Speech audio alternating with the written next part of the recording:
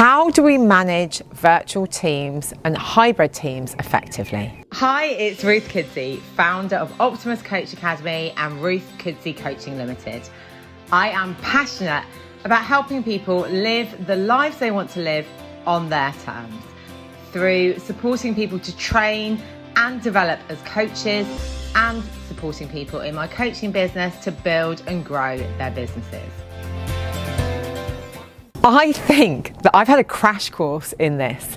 As somebody who was traditionally a leader in educational context, so I used to manage physical teams in locations where I used to go and check in on people every day. I used to see them, I used to get that feedback, I used to be able to have coaching conversations in corridors. To going to virtual, it has been the biggest learning curve, and I'm going to share what I've learned and the science behind it to help you guys. So first of all, you need two things. You need accountability, but you also need autonomy. With accountability, one of the things that has made a huge difference to us, because we were losing hundreds of hours every month because we were not tracking people's time. And lots of people say to me, oh, you track people's time, it should be performance by output. And yes, for some things it does need to be performance by output. But when you're running a training and a coaching business and people need to have X number of mentoring hours, X number of training hours, you need to manage by time. You need to understand where people are spending their time, but you also need to understand where people are spending their time so you can make resourcing and processing decisions. Now, I don't think that you always need to be tracking everybody in the business's time. I think that sometimes you need to go through to have a reset, and obviously if if the outputs are not matching what someone can be doing, then you need to look at that.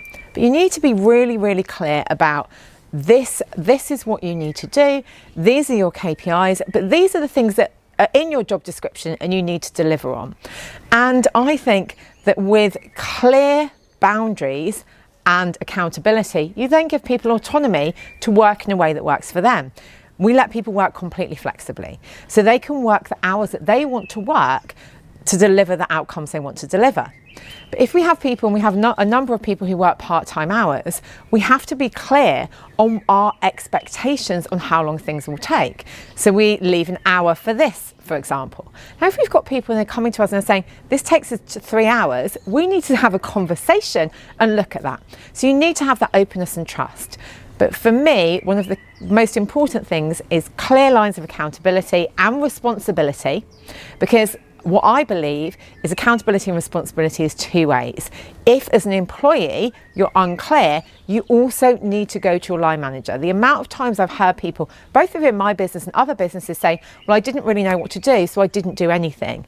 And I think that that isn't ever the employee attitude that you want. It's, okay, well, I wasn't sure what to do, so I asked. I wasn't sure what to do, so I came to you. So accountability and responsibility, and then autonomy. Give people flexibility. Yes, depending on their role, they may be able to look at performance by outcome. But as well, you want them to be clear on how many hours it's taking. If someone's produced an amazing outcome, but it's taken them 80 hours, then you need to support them with that process, because what we don't want flexible and hybrid teams to be working longer. And again, this is about communication. So what we say to people, and we're really clear about this, is we expect you to work X amount of hours a week. We expect you to be flexible on how you work. So if you want to, you may want to do 4 longer days and a shorter day, or you may want to finish early one day or go and play tennis, or whatever you want to do. And that's up to you. However, what we don't expect is we don't expect you to be answering emails or doing things out of hours unless that is how you've planned your time. So if somebody has sent you an email out of hours, we don't expect you to be checking it. So we're really clear on, this is when you check emails. We're not like the French. We don't say you can't send them, but we say that you don't expect a response. You expect a response in core working hours. And we get people to schedule emails as much as possible too. We also have went from system overload to system simplification. So we used to have something called Slack, this instant messenger thing, where and this was such a drain of people's time. Now we have email, we have HubSpot, which is our CRM, and we have phone and Zoom. So there's lots of ways that we can communicate.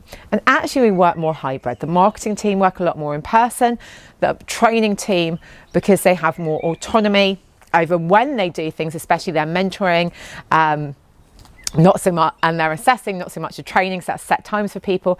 They work more virtually, and that works for them.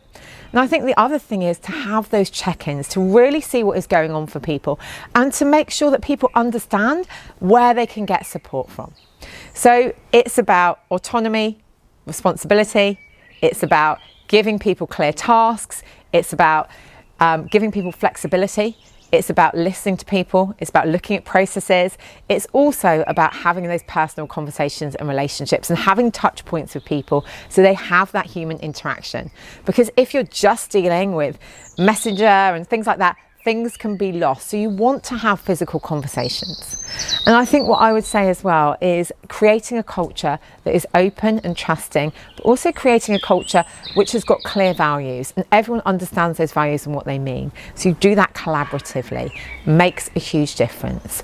We have to be agile managing mobile teams. We have to start to understand when, looking for those signs and signals that we could have easily spotted if we were in person with people. If somebody's a bit more withdrawn, if some people have got other things going on.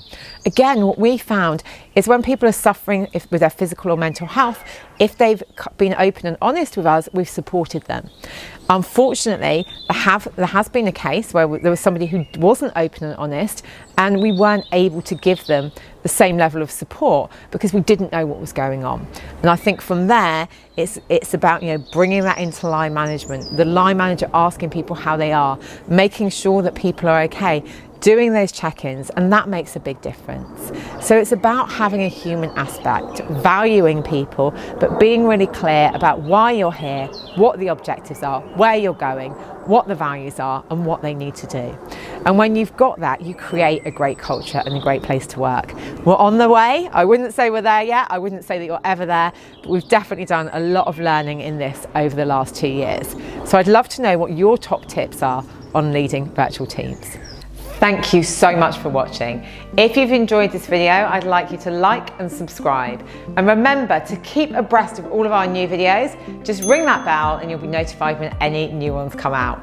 And we'd love to hear feedback from you. So if you'd like to post beneath your biggest takeaway, and equally anything that you'd like to hear me talk about, we're always open to feedback.